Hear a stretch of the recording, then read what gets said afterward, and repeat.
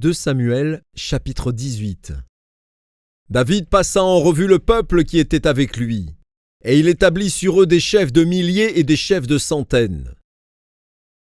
Il plaça le tiers du peuple sous le commandement de Joab, le tiers sous celui d'Abishaï, fils de Tserouja, frère de Joab, et le tiers sous celui d'Itaï, de Gath. Et le roi dit au peuple, « Moi aussi, je veux sortir avec vous. » Mais le peuple dit, « Tu ne sortiras point. Car si nous prenons la fuite, ce n'est pas sur nous que l'attention se portera. Et quand la moitié d'entre nous succomberait, on n'y ferait pas attention.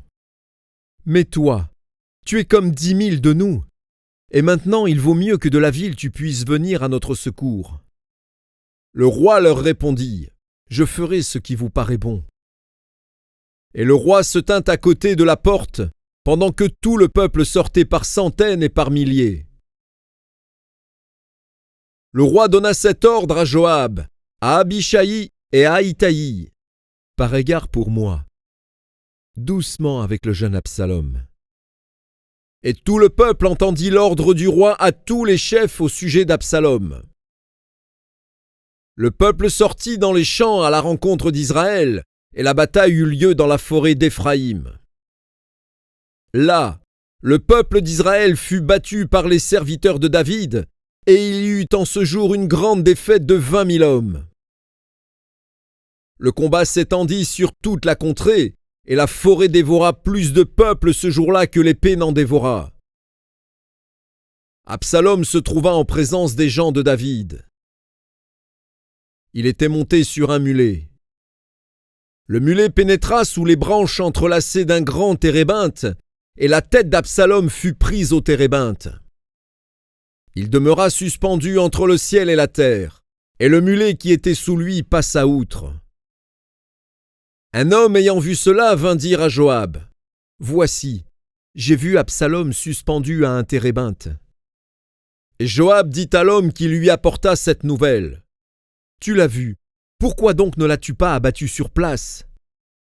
Je t'aurais donné 10 cycles d'argent et une ceinture. » Mais cet homme dit à Joab, « Quand je pèserai dans ma main 1000 cycles d'argent, je ne mettrai pas la main sur le fils du roi. Car nous avons entendu cet ordre que le roi t'a donné. À toi, à Abishaï et à Itaï. Prenez garde chacun au jeune Absalom. Et si j'eusse attenté perfidement à sa vie, rien n'aurait été caché au roi, et tu aurais été toi-même contre moi. »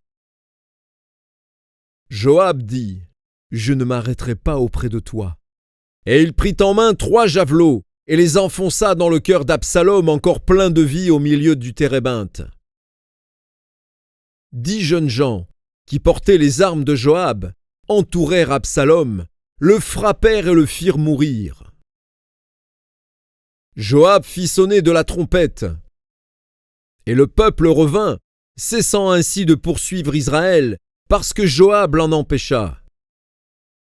Ils prirent Absalom, le jetèrent dans une grande fosse au milieu de la forêt, et mirent sur lui un très grand monceau de pierres. Tout Israël s'enfuit, chacun dans sa tente. De son vivant, Absalom s'était fait ériger un monument dans la vallée du roi. Car il disait, « Je n'ai point de fils par qui le souvenir de mon nom puisse être conservé. » Et il donna son propre nom au monument, qu'on appelle encore aujourd'hui monument d'Absalom. Achimaat, fils de Tsadok, dit, « Laisse-moi courir et porter au roi la bonne nouvelle que l'Éternel lui a rendu justice en le délivrant de la main de ses ennemis. » Joab lui dit, « Ce n'est pas toi qui dois porter aujourd'hui les nouvelles.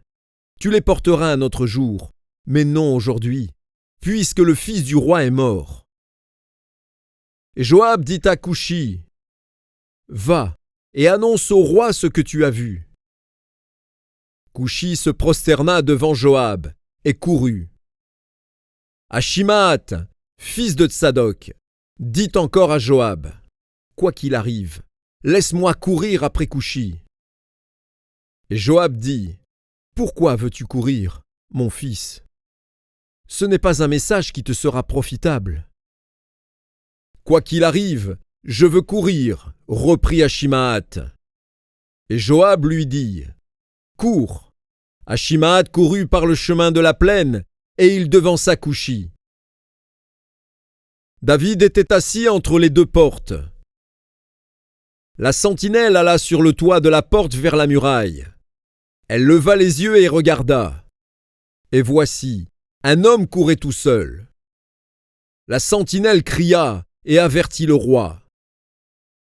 Le roi dit, « S'il est seul, il apporte des nouvelles. »